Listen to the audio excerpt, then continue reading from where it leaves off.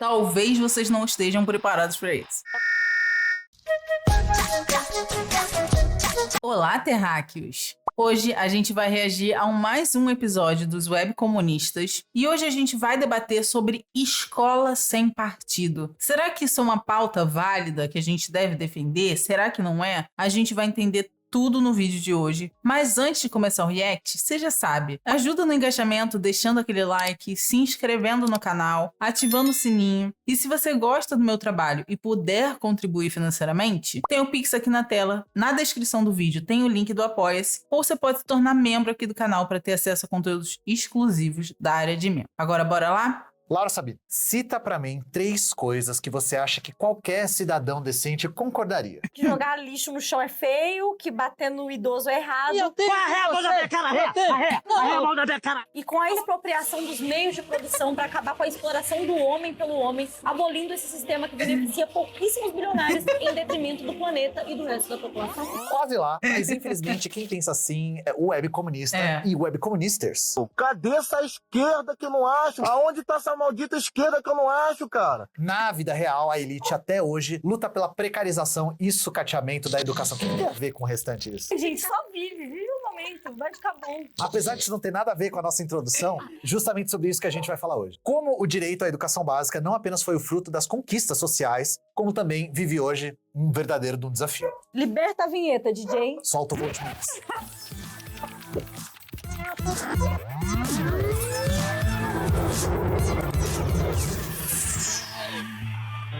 Boa parte das pessoas que, assim como eu e talvez como a Laura, Nunca saberão da minha idade. nasceu na década de 90, teve a oportunidade de frequentar a escola no ensino infantil, fundamental e médio. E alguns, infelizmente poucos, foram para a faculdade. E é normal a gente crescer acreditando que frequentar a escola é simplesmente uma fase natural da vida e sempre foi assim. Como se o direito à educação fosse algo dado, direito já conquistado. Quase que uma pauta flutuante que sempre foi e sempre vai ser desse jeito. Confia, gente, com certeza. Até parece, né? Quem que consegue ter acesso ao ensino superior? Quem que tem acesso ao ensino superior, gente? É muito restrito isso. E assim, quando a educação é uma mercadoria, só quem pode pagar, né, é que tem acesso. E aí, por exemplo, as escolas públicas do estado são altamente precarizadas. E aí as pessoas não conseguem ter uma educação de qualidade. E aí essa pessoa que não teve uma educação de qualidade, tanto porque a escola é precarizada, como muitas vezes não teve as condições de vida para ter uma qualidade de ensino, né? Não tem comida direito para comer. Como é que você estuda com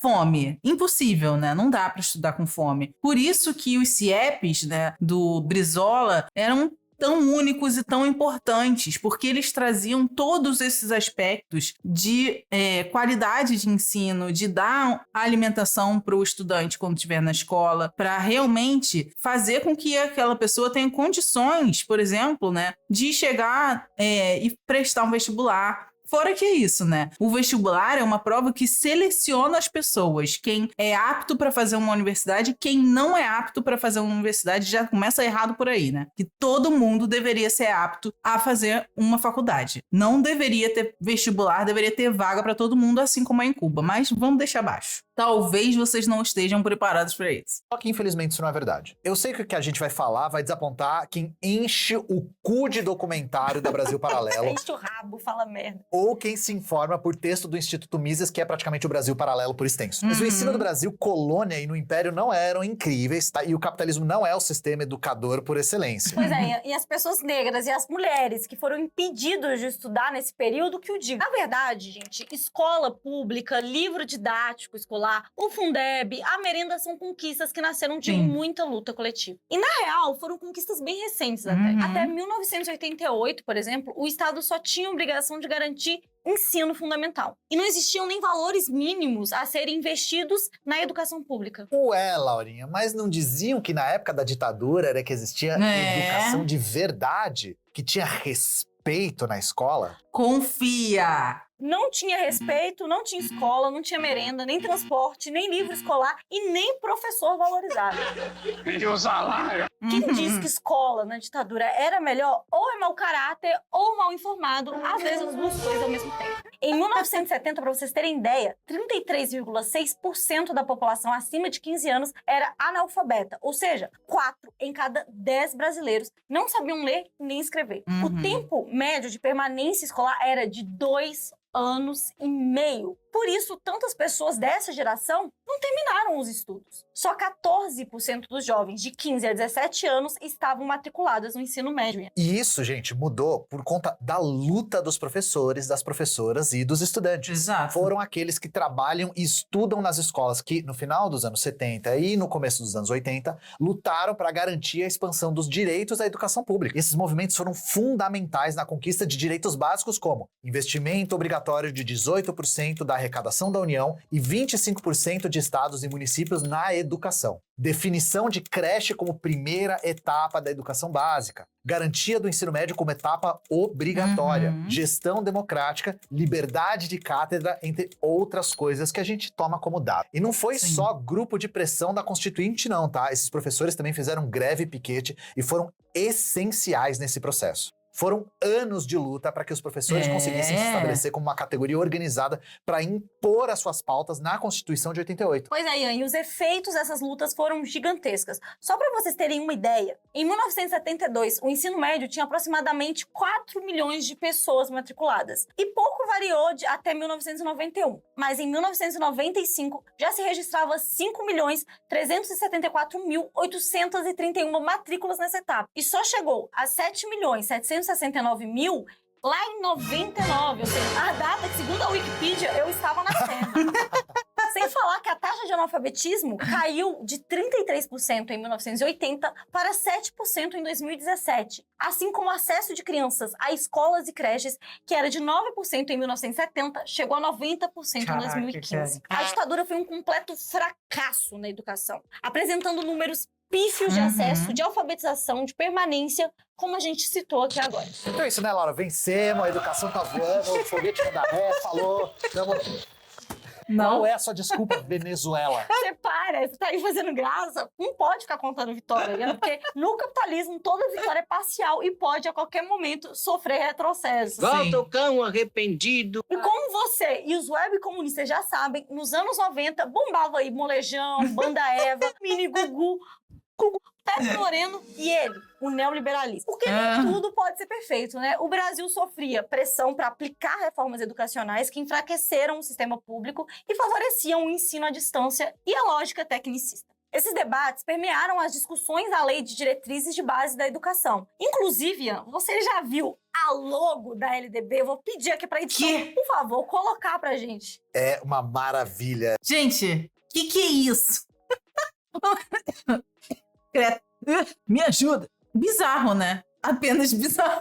Parece que foi uma criança que fez de zoeira esse logo no Paint. Brincadeira. Meu Photoshop incorporou aqui. Design is my passion. É assim, realmente, o primo de alguém se esforçou muito.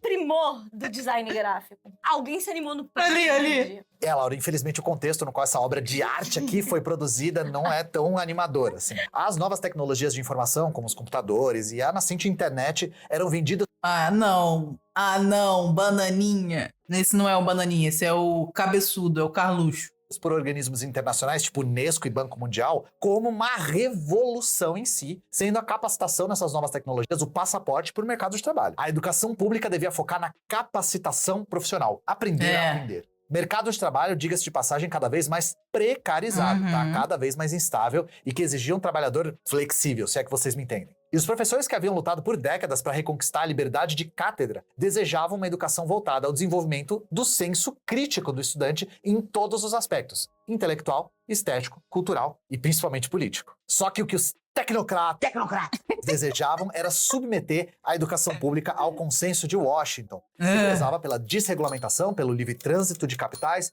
pela percepção da iniciativa privada como motora do desenvolvimento. Ouviram, né? Pela percepção da iniciativa privada como motora do desenvolvimento. Gente, vocês podem entender por que, né, muitos nossos parentes que cresceram na época da ditadura têm uma cabecinha bastante limitada, né? Por que será? Que eles aprenderam que a privatização é o motor do desenvolvimento, pô. Portanto, a escola pública deveria focar no que os grandes conglomerados internacionais esperavam do Brasil. Deviam formar uma massa de trabalhadores atrativos ao capital internacional. Mas o que segurou um pouco as pontas foi a mobilização sindical dos professores e a memória da ditadura militar, que ainda estava ali fresca na cabeça de boa parte dessa população. Sim. Isso fez com que a Lei de Diretrizes e Bases, aprovada lá em 96, conciliasse, né, ou tentava conciliar esses dois polos. Lembrando também, né, que na época da ditadura, uma das categorias que mais foi perseguida foram professores e estudantes, gente. Eram altamente perseguidos, né, pela ditadura militar. Então, assim, como não, depois disso passar, essas pessoas terem um senso crítico muito forte em relação a isso e quererem lutar para ter uma escola realmente que seja crítica, né, que não seja tecnicista, apática, como era a época da ditadura. Que é bem contraditório, diga-se de passagem. Hoje, a LDB coloca entre seus princípios o ensino crítico para a formação cidadã e preparação para o mercado de trabalho.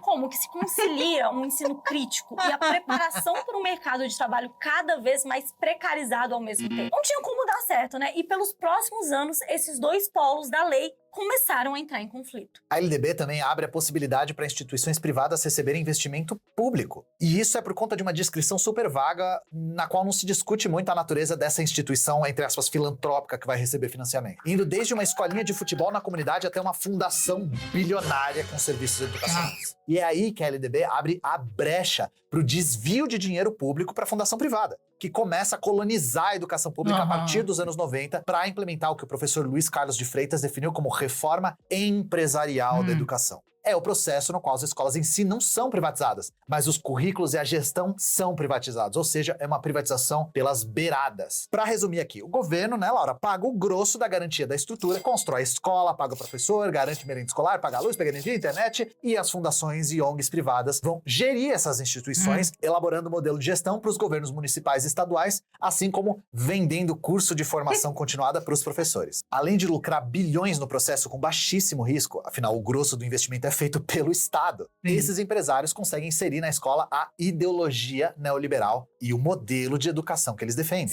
Ou seja, existem ganhos ideológicos para a burguesia, tanto quanto ganhos financeiros. E é por isso que nós, professores, achamos no mínimo incoerente quando falam que a nossa educação foi construída através do Paulo Freirismo cultural, ou no caso do Ian Paulo Coelhismo. A educação acabou desde que esse método Paulo Coelho e esse marxismo que vós se acredita fala ser, entrou nas escolas. Método Paulo Coelho me pegou. Gente, Paulo Freire está se revirando no túmulo, com tanta gente falando que a educação brasileira é freiriana. Pelo amor de Deus, se fosse freiriana, a gente já tinha feito 3 revoluções. Porra, porque, né? Quando a educação não é libertadora, a gente tem uma educação nada libertadora. E essa história de que, ai, gente, as escolas estão cheias de professores marxistas. Blá, blá, blá, blá, blá, blá. Isso é uma teoria da conspiração de Olavo de Carvalho, que criou esta bosta, falando de Gramsci, falando dos aparelhos ideológicos do Estado. Que, né, gente, se a pessoa acredita em Olavo de Carvalho, aí eu tenho que dizer, eu sinto muito, né? Sinto muito. Não queria dizer não, mas assim, os países onde tem as melhores educações do mundo são países que seguem a pedagogia de Paulo Freire, tá? Apenas, viu? A gente vê esse papo torto de escola sem partido. Porque a real é que a escola não é um espaço sem ideologia, muito pelo contrário. A escola é um dos elementos fundamentais para a garantia da reprodução da sociabilidade capitalista. É um dos instrumentos ideológicos que naturalizam essa sociedade e, por consequência, é um espaço de constante disputa. Na real, essa nossa luta é para garantir que a escola não seja apenas um centro de capacitação para atender às vontades dos organismos internacionais ou criar um grupo de pessoas que estão ali prontas para trabalhar, mas que não conseguem desenvolver um senso crítico básico, né? Caindo aí em fake news, como, por exemplo, que o nazismo era de esquerda, que a escravidão não era tão ruim, ou que não se deve vacinar seus filhos. Monarque. Ah, Monarque. Pelo amor de Deus. A gente também luta para que a escola seja um espaço que também seja construído conhecimento coletivo. Exato. Essas fake news que eu citei, todas elas se valem dessa defasagem da nossa formação escolar. Por que vocês acham que o INDEB, que é o principal medidor de qualidade da educação do nosso país, se baseia na aprendizagem de português e de matemática? Porque são os resultados que os organismos internacionais esperam. Fazer conta básica e saber ler e escrever para operar qualquer máquina. A elite econômica não quer uma educação integral que foque no desenvolvimento dos estudantes, nos aspectos políticos, intelectuais, culturais, estéticos e físicos. Não. Vocês acham que isso interessa para a burguesia? Claro que não. Para eles, o negócio é saber ler e interpretar o mínimo de texto, né, tendo ali algum raciocínio lógico e pronto. A gente poderia passar o dia inteiro aqui falando de empresa que trabalha com o objetivo de lucrar com a educação pública, Sim. assim como fazer elas servirem aos seus interesses ideológicos. Um exemplo perfeito disso é o que aconteceu na Paraíba, onde desde 2015 o modelo da educação integral é elaborado pelo Instituto de Corresponsabilidade pela Educação, que é uma ONG financiada pelo Instituto Natura, World for Education, Fiat, Banco Itaú, BBA SA, Research Division e Instituto Cacau Show, ou seja, um monte de burguês.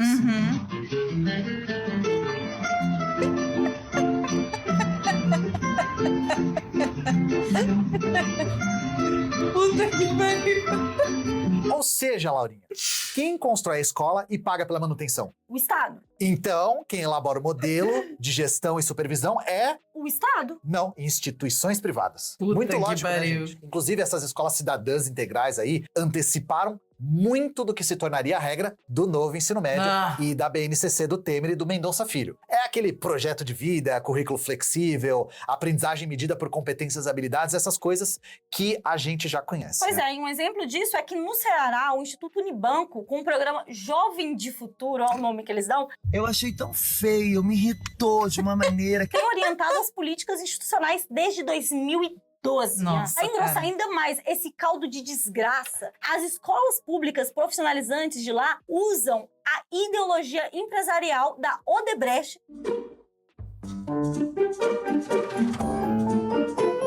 sobre a forma de tecnologia empresarial socioeducacional para elaborar as metodologias dos professores e o currículo dos alunos. Ou seja, né, gente? Formando apenas novos trabalhadores alienados que vão achar que o capitalismo é incrível, que a gente não foi colonizado, não, que o português veio aqui e trouxe civilização para esse povo tão burro que estava aqui, que eram os indígenas, né? E é isso. Sejam felizes, meritocracia, Papai Noel e Coelhinho da Páscoa existem. É esse o ensino que está sendo dado para os nossos jovens. Olha que legal. E o novo ensino médio é mais uma coisa que vem nesse sentido, de deixar os jovens cada vez mais alienados, um ensino cada vez mais tecnicista, que quer tirar toda e qualquer possibilidade de crítica que possa ter contra o sistema. Então, matérias como filosofia e sociologia, que são matérias mais críticas, agora não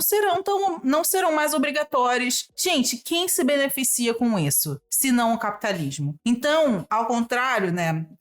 O Olavo de Carvalho adorava citar Gramsci de uma maneira completamente errada, eu vou citar Gramsci de uma maneira correta. A educação, que é um aparelho ideológico do Estado, serve a favor de quem está no controle do Estado, que são as elites, que é a burguesia, que vai controlar. A gente viu patrocínio de Itaú, patrocínio de Natura, patrocínio de Cacau Show, né? Então, assim, você acha que o dono da Cacau Show vai deixar passar na escola alguma coisa de socialismo, comunismo, igualdade social? Não vai, gente. Luta de classe, ele vai falar isso? Não existe. É isso. E vocês achando aí que esse negócio de colocar empresa para planejar a educação era só coisa do governo do PSDB paulista, né? Por que você olhou pra mim? Esse modelo do novo ensino médio, aprovado após o golpe contra Dilma, impôs aos professores e para os alunos também engolir uma reforma de ensino médio feita por decreto, mas com esse modelo que já aconteciam em diversas regiões. Inclusive, foram os técnicos dessas empresas que elaboraram essa contra-reforma. Eles usam termos nomes bonitinhos como protagonismo juvenil, mas na prática é focar nas 2 disciplinas que são calculadas no IDEB. Diminuir o tempo das outras disciplinas, como filosofia, sociologia, biologia, geografia, história, educação física e artes. Voltando grande parte da carga horária a disciplinas eletivas, muitas das quais foram propostas por empresas que vendem para o Estado os cursos de formação dos professores e as apostilas para os alunos, ganhando ali, milhões limpos. E a nova Base Nacional Comum Curricular, a nova BNCC, aprovada logo depois, garantiu que as tais habilidades e competências se tornassem o principal alvo dos professores ao planejar as suas aulas. E isso é um jeito bem tecnicista de pensar nas aulas, tá? O professor recebe uma lista de códigos de competências e habilidades e deve definir quais desses códigos irá buscar alcançar com essas aulas que ele está preparando. Padronização e estandardização da educação de acordo com as métricas dos organismos internacionais, do Amapá ao Rio Grande do Sul. O aluno é convencido que a solução para os seus problemas é ter um projeto de vida bem estruturado. Seja lá o que isso quer dizer. E um bom planejamento de futuro, e às vezes educação financeira. O que pessoas de sucesso têm em comum? Pessoas bem-sucedidas, elas conseguem organizar de uma maneira onde elas planejam o futuro. Na opinião de vocês, quais são os principais hábitos que levam uma pessoa a ficar pobre ou permanecer na pobreza? Eu gosto muito de pensar que acho que o maior erro do... Gente, isso daí é o primo pobre. Tá vendo como ninguém... Pelo amor de Deus. Esse não é nem o primo rico, é o primo pobre. E Natália Arcuri, que time, hein? brasileiro é não estudar sobre educação financeira. Isso, vai né, se Laura? fuder. Para os alunos pobres aprenderem a administrar o salário mínimo de R$1.500. Né? É isso que tá faltando, claro, não é eles receberem de uma forma melhor. Emprego no neoliberalismo deixa de ser entendido como um direito. Passa a ser uma conquista pessoal daqueles que têm empregabilidade, que são um conjunto de habilidades e competências que permitem o indivíduo ser competitivo no mercado de trabalho. Ou seja, esse modelo aprofundou ainda mais as lacunas da formação dos estudantes que já não têm a escola ali como um espaço de construção de pensamento crítico, onde se aprende a debater, refletir sobre sua realidade. E além, é claro, de aumentar o abismo e a disparidade que já existiam. Enquanto os alunos de escola da elite têm acesso a uma formação integral, multidisciplinar, a rede pública foi direcionada para um modelo tecnicista que limita o desenvolvimento crítico e intelectual dos estudantes. Com aulas que vão desde o que rola por aí, aula de RPG e brigadeiro caseiro. E eles justificam essa loucura dizendo que os professores não conseguem construir aulas mais interessantes e atrativas. Uma explicação simplista que ignora que boa parte da evasão escolar acontece porque muitos adolescentes são obrigados a trabalhar para ajudar a família. Não vem sentido em seguir a escola porque não vem futuro nos estudos. Ignora também os problemas estruturais, como a falta de investimento na educação e na melhoria das escolas.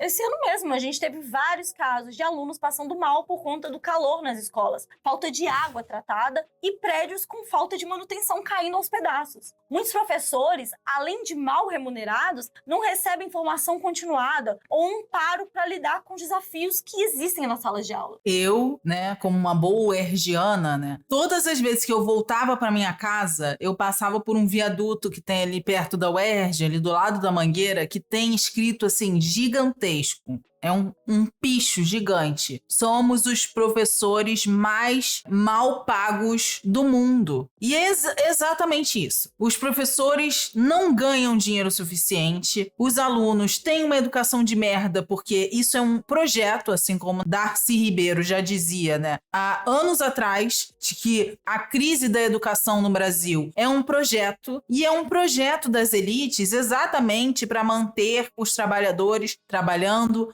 alienados e sem pensamento crítico para saber que se eles se juntarem, eles conseguem superar esse sistema que tanto os oprime. Então, assim, a quem interessa dar uma educação libertadora para os outros? Não aos capitalistas, não aos empresários, que são quem estão financiando esses projetos de governo. E com tanta parceria público-privada aí, né, que o governo Lula bate tanto no peito e fala tanto que faz, fora o teto de gastos que corta os incentivos, que corta o orçamento para a educação, como é que a gente quer ter uma educação que seja mais crítica, que leve as pessoas a pensarem mais? Não vai ter. Não vai ter, porque não é interessante. Esse papo aí de que o problema é o currículo é muito bom para os governos que defendem as pautas neoliberais, né, Laura? Porque se a questão é só mudar a forma como se ensina, então a gente pode diminuir o investimento e foda-se. Sim. A gente já tem muita proposta nesse sentido, viu? O governo federal discute seriamente acabar com os pisos constitucionais de educação e saúde, por exemplo, e eu tô olhando para você, Haddad. Essas medidas que foram uma conquista dos professores e estudantes lá dos anos 80, como a gente falou. Lá em Minas, que é a terra da nossa gloriosa Laura Sabino e do Nerso da Capitinga, Os dois ilustres de Minas. o piso salarial dos professores nunca foi aplicado. E não é falta de luta não, tá? Em 2011, o sindicato lá mobilizou a maior greve dos educadores da história do estado e foram 112 dias de greve fazendo ato, fazendo piquete, fazendo manifestação e tudo que tinha direito. Em junho de 2015, durante o governo do Fernando Pimentel do PT, as professoras entraram em greve mais uma vez. E embora o Pimentel tenha assinado um documento garantindo o pagamento do piso salarial, isso nunca aconteceu. E hoje, com o Bolsonaro de sapatênis, vulgo Romeu Quero Me Drogar Zema, Quero me drogar. a situação ficou pior ainda. Um monte de professor e profissional da educação já são terceirizados. Esses trabalhadores são contratados pelo Instituto de Dignidade e Desenvolvimento Social, o IDDS, em Betim, na região metropolitana de Belo Horizonte. Mais de 4.300 trabalhadores já estão atuando nesse modelo de precarização de trabalho. Eles não têm vínculo nenhum com a escola e nem com o Estado. Sim. O IDDS já atua em 66 escolas municipais e 28 centros infantis municipais. E todo dia surge uma denúncia nova de abuso, de precarização e sofrimento que os trabalhadores passam. Dentre eles, salário atrasado há mais de 16 meses. Meu meses. Deus, gente. E 16 meses, gente. As pessoas estão há 1 ano e meio quase sem receber salário, pô. Como é que vive? Não vive. mulheres que trabalham com a merenda recebendo menos que um salário mínimo, o que é crime. Ian, essa onda de uberização da educação não acontece só no meu país, Minas Gerais, não. Outros estados estão chegando ao cúmulo de propor privatização de escolas. Nossa. Um exemplo é o Paraná, onde o governador Ratinho Júnior tentou privatizar a contratação de professores em 177 escolas. Isso também está acontecendo em São Paulo. A gente reagiu aqui a uma notícia das escolas que estão tendo seus diretores afastados sem motivo algum para colocar uns auxiliares que são escolhidos pelo governo e que tem o objetivo o quê? De, no final das contas, privatizar essas escolas públicas. Então, assim, até a escola pública agora vai ser privatizada, gente. Quando tudo for privatizado, não teremos mais acesso a nada. Felizmente, 88% das escolas rejeitaram essa medida. E você citou meu estado, mas São Paulo não está atrás, não. O governador carioca de São Paulo, Tarcísio, autorizou recentemente a terceirização da gestão de 143 escolas. E assim, gente, ninguém aqui está negando que existe doutrinação nas escolas. Claro que existe. Existe uma doutrinação neoliberal em prática. Ou seja, é balela essa história de que a educação é tomada por militância de esquerda. Queria eu. Muito pelo contrário, né? O que sempre prevaleceu e o que tem avançado a passos longos, diga-se de passagem, é um modelo neoliberal de educação. O governo paga a estrutura, mas a gerência são as instituições privadas. Ou seja, toda vez que você vê um grupo dizendo ser sem ideologia e partido, lembre-se que a direita não precisa gritar abertamente qual ideologia que eles estão defendendo, porque eles já são a norma. Exato. E é por isso que eles chamam qualquer professor de doutrinador. Porque quem é da educação mesmo, quem dedicou anos da vida dando aula na educação pública, quem é professor e especialista na área da educação, sabe que o buraco é muito mais embaixo. Tanto que no ano passado, em 2024, na Conferência Nacional de Educação, o ministro Camilo Santana foi recebido com vaias.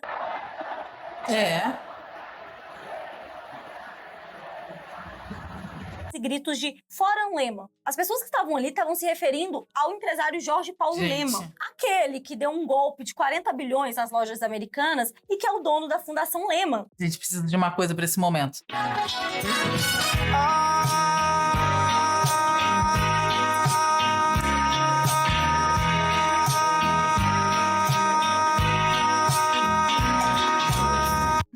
Não dá. Não dá, né? Não dá. Impossível. Eu menti pra vocês, gente. Desculpa. Falei que era só coisas leves e tênis. Ai, cara, sério. Que ajudou a elaborar, inclusive, o novo ensino médio, além de ter um poder fudido hoje dentro do MEC. E é interessante que os neoliberais, que tanto gostam de usar o termo técnico, nunca fazem isso quando o assunto é educação, né? Não é à toa que a gente nunca teve alguém do campo da educação sendo ministro ou ministra da educação nesse país. É verdade. Hoje o episódio foi Kamehameha de desgraça, né? Principalmente pra gente que é professor. E a pergunta que não quer calar é: que fazer? O que nós tentamos fazer todo dia, Pink. A pergunta que não quer calar é o quê? O que fazer? A gente sabe. Aqui, ó, neste livrinho rosa, deste careca lindo, tem a resposta. O que fazer? O que fazer? Inclusive, se você é membro do canal, eu aqui, ó, leio este livro, tá? Estou lendo este livro com vocês, membros do canal. Em uma velocidade bem lenta? Talvez.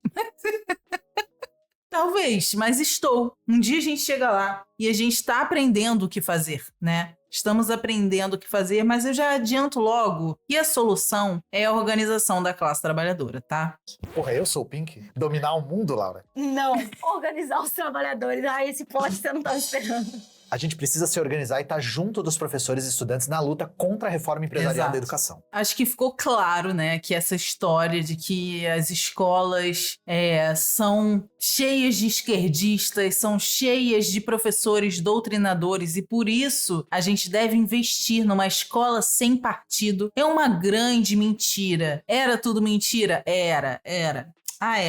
Era tudo mentira. Mentira que Nicolas Ferreira conta, mentira que Bolsonaro conta, mentira que Tarcísio conta e inúmeras outras figuras da direita vivem bostejando por aí, né? Isso. E a gente acabou de ver que quem financia as escolas são as grandes empresas, ou seja, essas grandes empresas jamais deixariam que professores marxistas, doutrinadores ou freirianos dominassem as escolas, né, gente? Então, se você conhece alguém que vive falando de escola sem partido, já mostra esse vídeo para ele, compartilha com essa pessoa, deixa o like, se inscreve no canal, ativa o sininho para não perder nenhum conteúdo novo. E se você gosta do meu trabalho e puder contribuir financeiramente, tem o Pix aqui na tela, na descrição tem o link do meu Apoia-se ou você pode se tornar membro aqui do canal para ler este livrinho maravilhoso aqui comigo e entender o que fazer.